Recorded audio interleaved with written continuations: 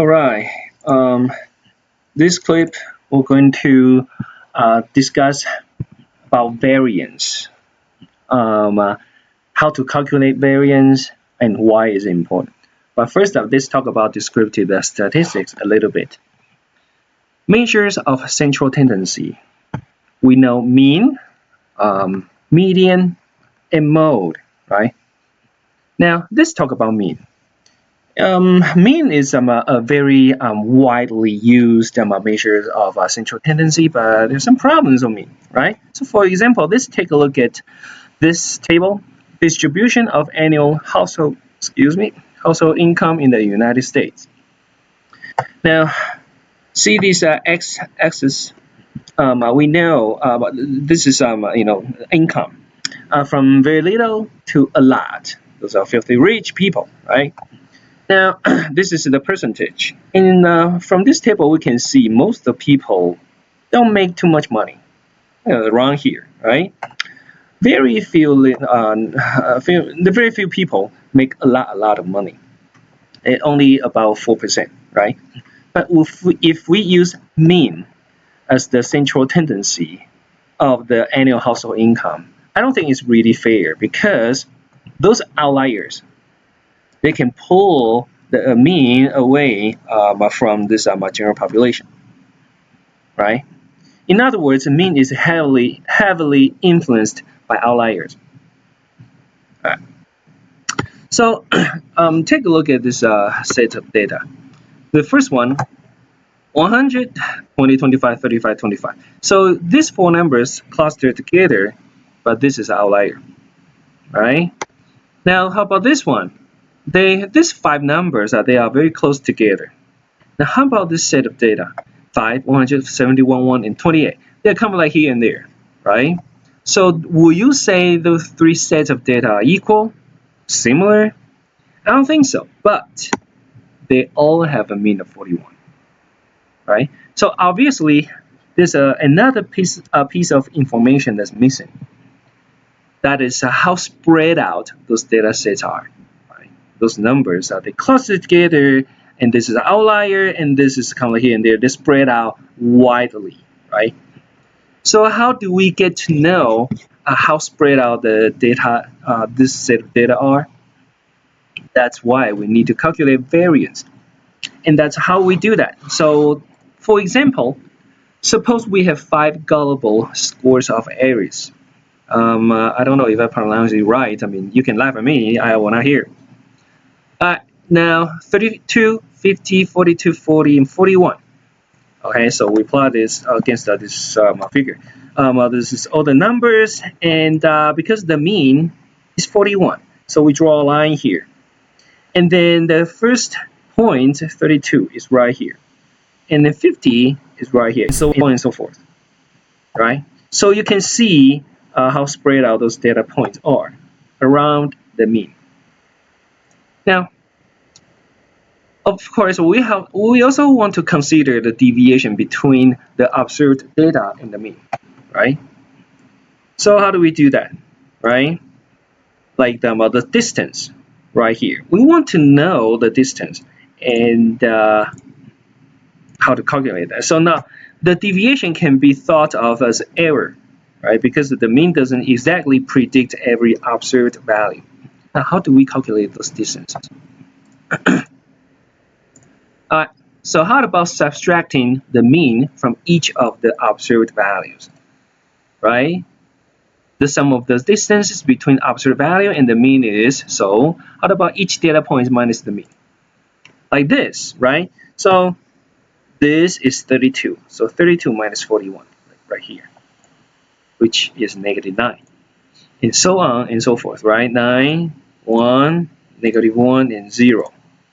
And then we add them up together. Now, what is the answer? I want you to pause the video and then calculate it and come back. All right, now let me show you the answer. And I don't have to calculate that. I know already. The answer is 0. And that's actually is puzzling, right? You will see those distances, they are real. I mean, we add them up together, we should see some numbers, but it's 0. Now, why is that?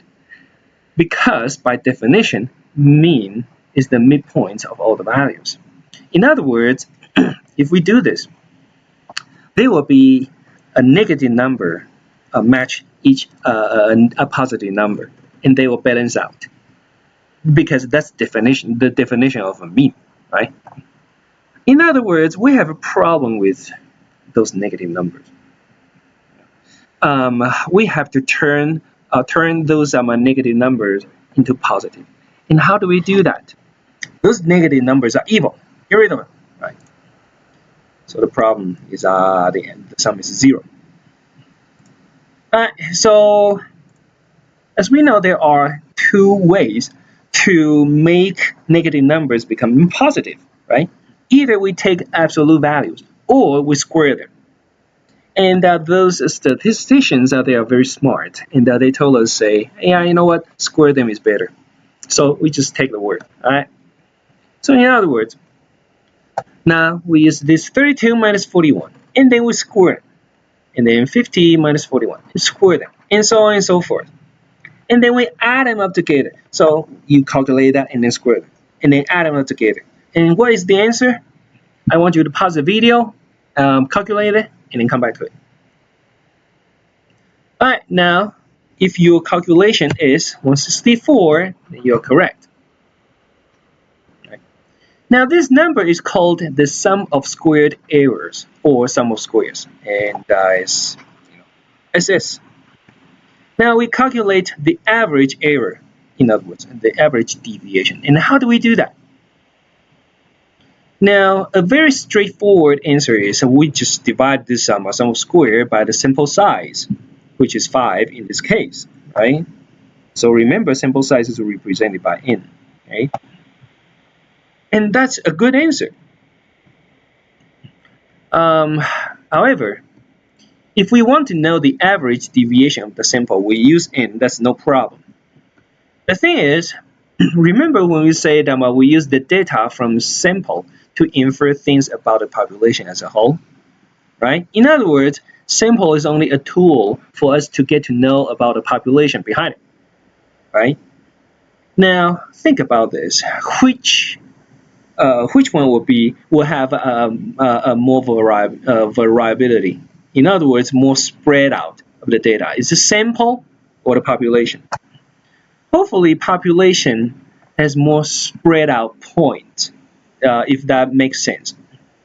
Because sample, we get the sample from the population, and sample is just compared to the population, just a portion of it, right? So the variability should be smaller in the sample.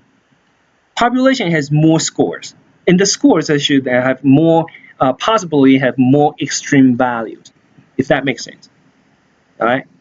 So we get this the number by dividing by n, the sample size.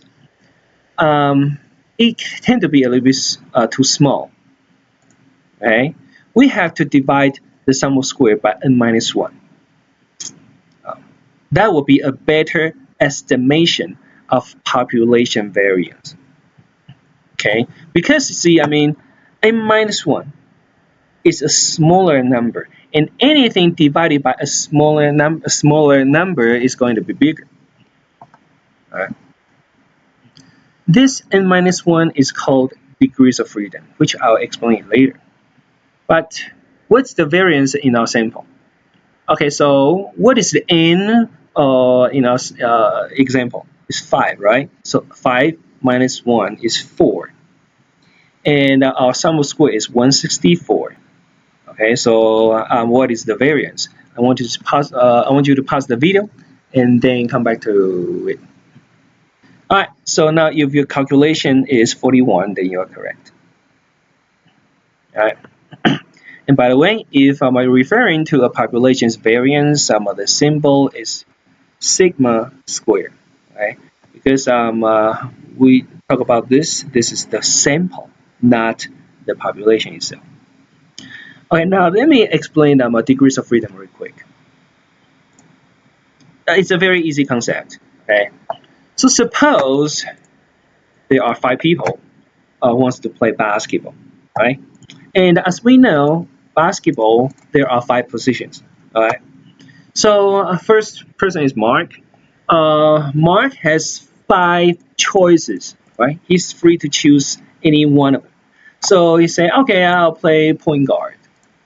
So point guard is chosen, is taken. Now Jane has 4 choices, and she say, I'm tall, I can play center. Now Michelle say, I'll play shooting guard, right? Now how about Zach? Zach still have 2 choices, right? And he say, I'll play power forward. Right? Finally, Jason. Does Jason have a choice if he wants to play? If he wants to play, he has no choice. He has to play the small forward, right? So Jason doesn't have a choice. So in other words, these 5 people, only 4 people have choices. Yeah. Therefore, minus 1. 5 minus 1 is 4. Only 4 people have choices. That's degrees of freedom. Alright, so now, finally, very quickly, variance is squared, and usually we don't like things squared. We want to take a square root, right? And that value is called the standard deviation, okay, represented by this d or just little s. Now, just so you know, population standard deviation is this sigma. Okay? So, a standard deviation is a very important measure of how spread out the data sets are. I will come back to it later, but just so you know how to calculate that. In our case, see, sum square is 164, as you know, and variance is 41. Now, we take a square root of 41. That's standard deviation, 6.4.